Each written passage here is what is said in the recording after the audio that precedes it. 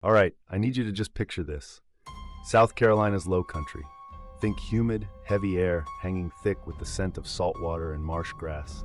Imagine vast, sprawling estates shrouded in Spanish moss, old oak trees dripping with history, and remote stretches of rural land where time seems to move a little slower. It's a place steeped in tradition, where family names carry weight, and power is often inherited, not earned. For over a century, in this specific corner of America, one name reigned supreme: Murdaugh.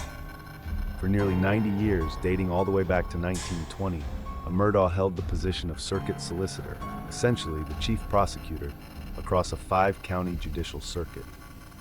Think about that. Almost a century of one family holding the ultimate legal power. They were the law in that region. They built a sprawling, highly successful law firm. Their influence stretched into every corner of the community, from local politics to law enforcement, making them, for all intents and purposes, untouchable. At the center of this modern-day dynasty was Alex Murdaugh. By all outward appearances, Alex was living a charmed life. He was a prominent lawyer, a fourth-generation Murdaugh, well-connected and seemingly wealthy beyond measure. He had a beautiful wife, Maggie, and 2 sons, Buster and Paul. They projected an image of perfect Southern charm and undeniable success, the kind of family that seemed to glide effortlessly through life, always on top, always in control. They had sprawling properties, like the impressive Moselle estate, and seemed to embody the very definition of privilege and power in the Lowcountry. But even the most meticulously crafted facades can hide deep, festering secrets. And in hindsight, there were early, unsettling ripples beneath that seemingly calm surface. Small incidents that, at the time, were quickly and quietly managed thanks to the Murdaugh name. Concerns that might have been dismissed, questions that were never fully asked. They were tiny, almost imperceptible cracks in the gilded exterior, signals that perhaps this powerful dynasty wasn't as flawless as it appeared. This family, so deeply entrenched in the very fabric of justice, was about to become the epicenter of a saga so strange, dark, and mysterious that it would expose unimaginable corruption and tragedy. Because in the quiet, humid corners of the Lowcountry, even the most powerful dynasties can harbor secrets so profound, so devastating, that when they finally come to light, they shatter everything. And the Murdaugh family's reign was about to crumble. The Murdaugh name carried immense weight in the Lowcountry. It was a shield protecting the family from the messy realities that plagued others. But even the most powerful shields can shatter, and for the Murdaughs, that moment of shattering arrived on a cold, dark night in February. The date was February 24th, 2019. The setting, the murky, winding waterways of Beaufort County. Paul Murdaugh, Alex's youngest son, was allegedly at the helm of a family boat, highly intoxicated, with 5 friends on board. What started as a night of youthful revelry quickly spiraled into pure chaos. In the early hours of the morning, the boat, traveling at high speed, slammed into a bridge piling. The impact was catastrophic, throwing everyone on board into the frigid water. Among them was Mallory Beach, a vibrant 19-year-old. The immediate aftermath was frantic, horrifying, and utterly telling. In the chaos of the crash, with one friend suffering severe injuries and Mallory missing, the Murdaugh family's ingrained instinct for control immediately kicked in. Allegations quickly surfaced that Alex Murdaugh himself, arriving on the scene, was attempting to influence witnesses and law enforcement. There were concerns about Paul's blood alcohol levels not being properly tested, rumors of an attempt to pin the blame on someone else. This wasn't just a tragic accident. It was a desperate, chilling effort to manage a crisis, driven by years of operating above the law. After a desperate week-long search, Mallory Beach's body was tragically recovered. Her death sent shockwaves through the community, but it also ignited a simmering rage. The public, tired of the Murdaughs' perceived immunity, watched closely as details emerged: the alleged intoxication, the attempts to manipulate the scene. This wasn't just a local tragedy, it became a national story, a symbol of privilege run rampant. The pressure mounted, relentless and undeniable. Eventually, Paul Murdaugh was indicted on 3 felony counts, including boating under the influence, BUI, causing death. This indictment was a monumental crack in the Murdaughs' seemingly impenetrable armor. For the first time in generations, a Murdaugh was being formally held accountable, stripped of the unwritten protections that had always seemed to guarantee their freedom. The boat crash wasn't just a tragic accident. It was the first domino in a chain reaction that would expose the rot at the core of the Murdaugh dynasty. It pulled back the curtain on a family that had always operated in the shadows, revealing a chilling arrogance and a willingness to bend or break any rule. The death of Mallory Beach wasn't the end of a story. It was the strange, dark, and mysterious beginning of the Murdaugh family's spectacular and ultimately bloody downfall. The boat crash and Paul Murdaugh's indictment had already brought unprecedented scrutiny to the Murdaugh dynasty, stripping away their carefully cultivated veneer of respectability. But nothing, absolutely nothing, could have prepared the Lowcountry for the horrifying events of June 7th, 2021. This was the night the Murdaugh family's dark saga descended into the realm of true, unspeakable horror. That evening, a chilling 911 call came in from Alex Murdaugh himself.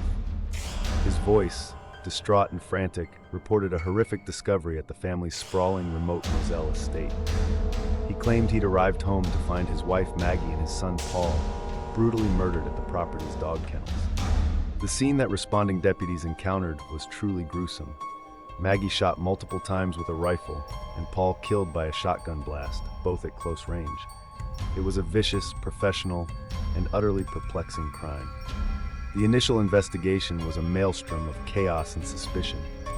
There was no sign of forced entry at the sprawling estate. The victims were killed with 2 different firearms, suggesting either multiple assailants or a highly coordinated attack. And then there was Alex. His initial demeanor was that of a grieving husband and father, overcome by unimaginable tragedy. But quickly, questions began to mount. Investigators, many of whom had deep, long-standing ties to the powerful Murdaugh family, noted inconsistencies. Alex's alibi for the time of the murders, though seemingly simple, would later come under intense scrutiny. The public, still reeling from the boat crash and the Murdaugh's attempts to dodge accountability, watched in stunned disbelief. How could such a powerful, seemingly untouchable family suddenly become the victims of such a brutal, calculated double murder? Speculation ran wild. Was it retaliation for the boat crash? Was it a hit by drug cartels due to some hidden dealings? Or was the killer someone closer, someone within the very family itself? The murders at Moselle weren't just another tragic crime.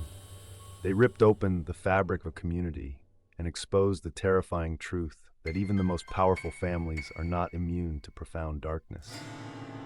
With no immediate arrests, 2 innocent lives savagely taken, and the patriarch himself at the center of the unfolding drama, it became chillingly clear that the Murdaugh family's secrets ran far deeper and were far more sinister than anyone had ever dared to imagine. The boat crash had merely been a prelude to a genuine, strange, dark, and mysterious nightmare that had truly begun. The double murder at Moselle was a seismic shock, but as investigators dug deeper, the ground beneath the Murdaugh dynasty didn't just tremble, it completely collapsed, revealing a sprawling, horrifying network of deceit and desperation. The catalyst that truly blew the lid off Alex Murdaugh's secret life wasn't the murders themselves, but a bizarre incident that followed just 3 months later. On September 4th, 2021, Alex Murdaugh himself called 911, claiming he had been shot on a remote roadside. He alleged a stranger had stopped to help with a flat tire, then shot him in the head. The story was instantly suspicious, and it quickly unraveled. Days later, Alex admitted it was all a lie. He had orchestrated the shooting himself, hiring a former client to kill him so his surviving son, Buster, could collect a $10 million life insurance payout. This audacious, desperate act of insurance fraud was a glaring red flag, and it finally spurred authorities to dig into Alex Murdaugh's crumbling finances. What they found was beyond shocking. It wasn't just a lawyer having money troubles. It was a decades-long, multi-million-dollar scheme of systemic theft and fraud. Alex had been stealing vast sums from his own law firm, from personal injury settlements meant for his vulnerable clients, including money meant for the orphaned sons of his longtime housekeeper. He forged documents, manipulated funds, and embezzled staggering amounts, using his family's powerful name and position to facilitate his crimes and keep them hidden. This was a man drowning in debt, addicted to opioids, and using his family's legacy as a shield for his staggering criminality. As the financial investigations widened, two other mysterious deaths, long dormant in the Lowcountry, suddenly roared back into focus, now chillingly tied to the Murdaugh name. First, there was the 2015 death of Stephen Smith, a 19-year-old gay teenager found dead on a rural road just miles from a Murdaugh property. His death was officially ruled a hit and run, but swirling rumors in the community pointed to the Murdaugh family, specifically Paul, as having some involvement. With the new scrutiny on the family, Stephen Smith's case was reopened, his body exhumed, and new questions arose about how thoroughly the initial investigation was conducted. Then came the even more disturbing case of Gloria Satterfield. Gloria had been the Murdaugh family's beloved housekeeper for decades. In 2018, she tragically died after allegedly tripping and falling at the Moselle property. Her death was never investigated and no autopsy was performed. But here's where it turns truly dark. Alex Murdaugh then convinced Gloria's sons to file a wrongful death claim against him, promising to secure them a large insurance settlement. What he actually did was defraud her sons out of millions of dollars, keeping the settlement money for himself. Gloria Satterfield's body was later exhumed as part of the deepening investigation into the Murdaughs. The sheer audacity of Alex Murdaugh's deceit was breathtaking. He wasn't just a grieving father. He was a calculated, desperate criminal who had left a trail of victims, both living and dead, in his wake. The once untouchable Murdaugh dynasty, built on power and prestige, was now exposed as a den of fraud, alleged murder, and a chilling disregard for human life. In the boat crash, the double murders, they were just symptoms of a far deeper, strange, dark, and mysterious rot that had finally surfaced. The web of deceit, fraud, and death woven by Alex Murdaugh had finally spectacularly unraveled. With the mounting evidence of his financial crimes and the haunting, unanswered questions surrounding the murders of Maggie and Paul, the legal system, once seemingly beholden to the Murdaugh name, moved decisively. On July 14, 2022, Alex Murdaugh was formally indicted on 2 counts of murder for the deaths of his wife and son. The trial, held in the heart of the Lowcountry, became an international spectacle, drawing intense media scrutiny and captivating millions. The murder trial of Alex Murdaugh was a masterclass in true crime drama. The prosecution meticulously laid out their case: a desperate man, drowning in debt and facing exposure for his massive financial frauds, turning to the ultimate act of desperation. They presented compelling evidence. Cell phone forensics, placing Alex at the dog kennels just minutes before the murders. A crucial Snapchat video recorded by Paul that captured Alex's voice. Ballistic evidence linking the murder weapons to the Murdaugh property, and the sheer audacity of Alex's shifting alibis and blatant lies to investigators. The defense, meanwhile, attempted to paint Alex as a grieving, opioid-addicted man framed by unknown assailants, focusing on the lack of direct eyewitnesses to the killings. After weeks of gripping testimony, emotional pleas, and a mountain of evidence, the jury reached its decision. On March 2, 2023, the verdict was read: guilty on both counts of murder for the deaths of Maggie and Paul Murdaugh. The courtroom erupted, a collective gasp followed by a quiet wave of relief and disbelief. A man who had once embodied the law in the Lowcountry was now convicted of taking the lives of his own family. Just a day later, he was sentenced to 2 consecutive life terms in prison, a stark and absolute fall from grace for a man who had seemed untouchable. The Murdaugh saga was far from over. While the murder trial brought a measure of justice for Maggie and Paul, Alex Murdaugh still faces a multitude of other pending charges for his staggering financial crimes, over 100 counts of fraud, money laundering, and embezzlement, totaling tens of millions of dollars. These ongoing legal battles continue to reveal the full scope of his depravity, a lifetime of manipulation and betrayal. And the investigations into the mysterious deaths of Stephen Smith and Gloria Satterfield remain active. While no murder charges have been filed in those cases, the chilling shadow of the Murdaugh name continues to hang heavy over their unsolved circumstances.